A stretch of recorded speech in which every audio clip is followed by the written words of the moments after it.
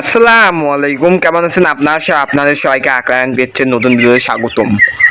তো video thumbnail ও title দেখে নিশ্চয়ই বুঝে গেছেন যে অনেকদিন পর আমার একটি ভালো আপডেট আইছে।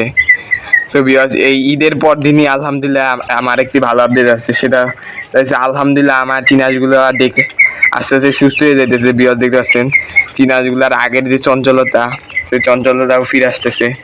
পাশাপাশি আলহামদুলিল্লাহ এখন প্রায় সবগুলা চিনাশি খায়, মানে 6টা চিনাস 5টা চিনাসের খাওয়া প্রায় স্বাভাবিক হয়ে গেছে। আর 2টা চিনাসের খাইতেই তো অসুবিধা হয়, বিশেষ করে ওই ঘাড় বেঁকা হাঁসটা আর ওই যে লাল থোতালা যে হাঁসটা আছে, ওই হাঁসটা একটু কম খায়। আমি জানি না কে, একদম ও তো প্রায় সুস্থই মনে হয় বাকি 5টা হাঁসের মতো। লোকো খাবার টাবার কম খাই।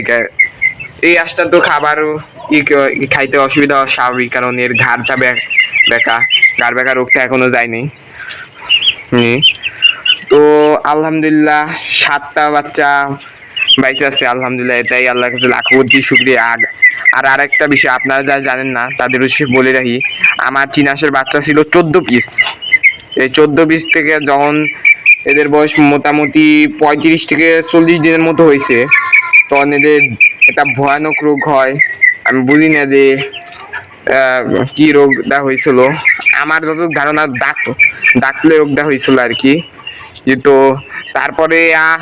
তারপরে আমার এক এক করে 6টা হাঁস মারা যায়, মানে একবারে, মানে 2 দিনে 6টা হাঁস মারা যায়। প্রথম দিন 2 পিস মারা যায়, আর না, প্রথম দিন মারা যায় 3 দিনে 6 পিস মারা যায় আর কি। প্রথম দিন 1 পিস, পরের দিন 2 পিস, তারপরের দিন তোর রেকর্ড পরিমাণ ছাড়া যায় 3 পিস ধরে মারা যায়।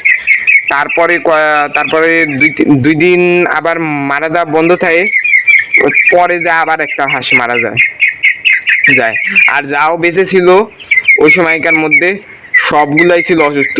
আমার এই যা প্রত্যেকটা হাঁসই অসুস্থ ছিল, হয়তো একটা হাঁস সম্মত থাকতে পারে যা সুস্থ ছিল, তা প্রত্যেকটা হাঁসই অসুস্থ ছিল বাচ্চা।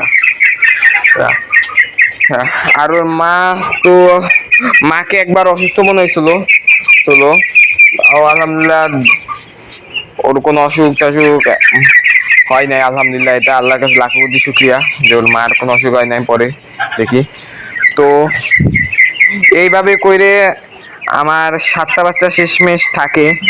তো 7টা বাচ্চা আলহামদুলিল্লাহ এখন যা দেখতেছি যে সুস্থ হয়ে গেছে, খুব ভালো দিক। তো এদের আমি প্রচুর চেষ্টা করছি, নিয়ে সর্বোচ্চ দিয়ে চেষ্টা করছি যে এদের সুস্থ করার। তাও আল্লাহর কাছে লাখ কোটি শুকরিয়া যে সবগুলা সুস্থ হয়ে গেছে। আর আরেকটি বিষয়, সবাই কিন্তু মাশাআল্লাহ বলবেন। তো আরেকটি বিষয় যারা জানতে চাচ্ছেন যে এদের মূলত আমি কি কি ওষুধ খাইছি, তো এদের মূলত আমি 4 রকমের ওষুধ খাইছি, সে ডক্সিবেট, মাইকোনিড, প্রোপিসবেট এবং মোনোলিন, এই 4টা ওষুধ খাইছি। তো আলহামদুলিল্লাহ ডক্সিবেট আর মাইকোনিডের দামের আমার চ্যানেলে ভিডিও দেওয়া আছে। আর আপনারা যদি জানতে চান যে মোনোলোরিন এবং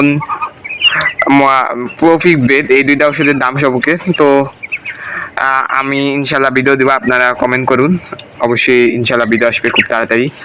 তো এইসব ভেটেরিনারি ওষুধের দামের লিঙ্ক আমার চ্যানেলের ডেসক্রিপশনে দেওয়া আছে, আপনারা যাই দেখে আসতে পারেন। তো এটা হচ্ছে বর্তমানে আমার চিনাশিগুলার আপডেট। আলহামদুলিল্লাহ আস্তে আস্তে সুস্থ হয়ে গেছে আমার চিনাশের বাচ্চাগুলা। তো আসে আমার মুরগিগুলার সত্য করে আপডেট দিয়ে দেই। এখন তো কোয়েল নাই। তো আলহামদুলিল্লাহ এটা দেখতেছেন আমার 7টা বাচ্চাগুলা, আলহামদুলিল্লাহ এদের বড় পশম আস্তে আস্তে উঠতেছে, দেখে খুব ভালোই লাগতেছে। আর এদের ছাড়া না থাকা সত্ত্বেও কোনো আলহামদুলিল্লাহ সমস্যা হইতেছে না। আমি তো ভাবছি যে এই বয়সে আবার যদি সালমোনিয়া রোগ হয়, সালমোনিয়া রোগের প্রচুর ভয় আমার। সালমোনিয়া রোগের ফলে আমার যে পূর্বে কত মুরগির বাচ্চা মারা গেছে আমি হিসেবের বাইরে, প্রায় 50-100 সামথিং মুরগি বাচ্চা মারা গেছে আমার যত ধারণা না। তো এটা হচ্ছে মানে আমার বাচ্চালা মুরগিগুলা আপডেট, আলহামদুলিল্লাহ সবগুলাই সবল আছে। আর এই পাশে দেখতেছেন ফার্মিরগুলা, তো ফার্মিরগুলা আলহামদুলিল্লাহ দেখতে দেখতে বড় হয়ে যেতেছে, হয়তো খুব তাড়াতাড়ি আরও কিছু ফার্মির বাচ্চা আনবো ইনশাল্লাহ। হয়তো এই মাসের মধ্যে, এই এপ্রিল মাসের মধ্যেই হয়তো কিছু বাচ্চা আনবো। সেই সংখ্যাটা হতে পারে 8 থেকে 10 পিস বা 12 পিস, এমন সংখ্যক বাচ্চা আনবো। আর এবারে বাচ্চা আনবো এই তো ছোট সাইজ, মানে 1 মাসের বয়সী। যেহেতু আমি ব্রুডিং সম্পর্কে অত ভালো একটা ধারণা রাখি না, সেহেতু ব্রুডিং না করাই ভালো। তো এটা হচ্ছে বর্তমানে আমার ফার্মগুলো আপডেট। আলহামদুলিল্লাহ ফার্মগুলো মোটামুটি সুস্থ সবল আছে।